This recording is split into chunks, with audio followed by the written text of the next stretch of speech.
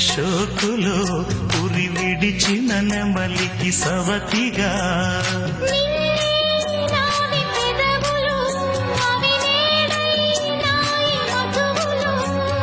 రెండు నాయి తనువులు అవిరే పౌవాలి మనువులు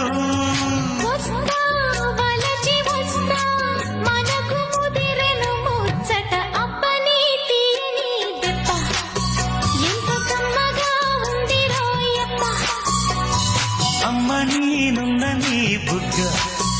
ఎంత లేతగా ఉన్నదే మొగ్గ పురుషుల్లో